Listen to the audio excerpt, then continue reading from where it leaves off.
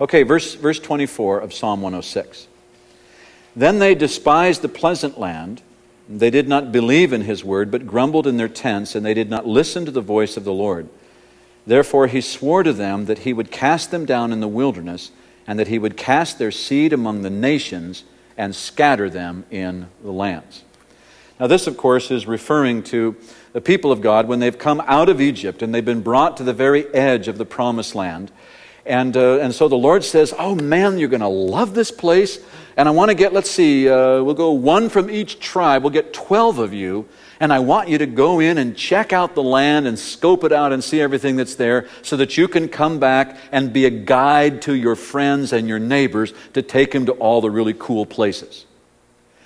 For years, what you've heard is the language to go in and spy out the land. Well, yeah, you can translate it that way. But it's more the idea, you just go and check the place out because you're going to be a guide to bring somebody else into the same place.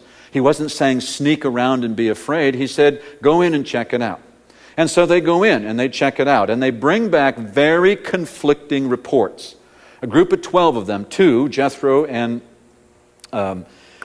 Caleb and Joshua, bring back a really good report. And the other 10 bring back a really bad report. And here's how it goes. Caleb and Joshua say, man alive, it's like, what a place. You should see the fruit in this place. It is so big. Do you know how big it was, by the way? They went and they got a cluster of grapes and some pomegranates. Their cluster of grapes wasn't just to reach up and chop that or reach down and chop. Oh, good grapes, yummy. The cluster of grapes was so big, it took 2 men and a pole to carry this sucker. One cluster of grapes. It's like this is a land of plenty. This is Texas all over the place. But the other guys said, yeah, the fruit's big, but the people and the giants are bigger. Joshua and Caleb said, God can get us in. And these guys said, oh, there is no way that we can beat those inhabitants. And then the really interesting little detail. Joshua and Caleb say, yeah. But you know, their shadow is gone.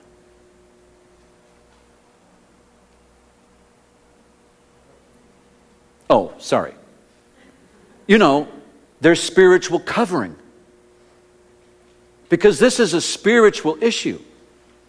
And if they are no longer being covered and sponsored by their gods, we know we can whoop them because our God has already put their gods to flight. And the reply of the other 10 was,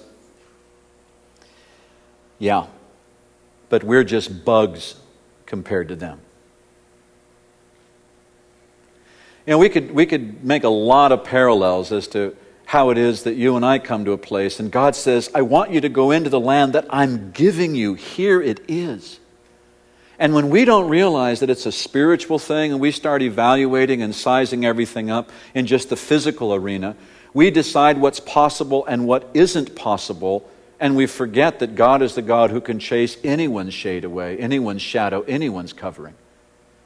He's the God that can give us the very land that we don't otherwise have. And so the Lord says, you know what? Really, I don't need you. He says, I tell you what, Moses, we're just going to wipe these guys out and I'll make an entirely new nation as big as them and you can be the leader of that nation. It'll be fantastic. I don't need these people. And Moses says, but Lord, you know, so funny. Moses and God, they go back and forth. One time it's one complaining, then it's the other. And by the way, these people have said, you know, I can't believe you brought us out here just to die. They're going to eat us alive. We should have died in Egypt. Wish we'd have died in the wilderness. So funny. When they're in the wilderness, all they can hearken back to is, I wish we would have just stayed in Egypt. But now that they're one place further along and they've got 2 places that they can go back to, I wish we would have just stayed in the wilderness. Pathetic humans. Hello? You didn't like it there. You know, when we come up to a point of faith, there is no place. Well, I'm saying it backwards. When we come to a point of faith and we don't want to step in, the worst nightmare of our life looks good. Just get me out of here. I don't want to have to deal with the faith thing. Take me back, let me be miserable and just die in Egypt.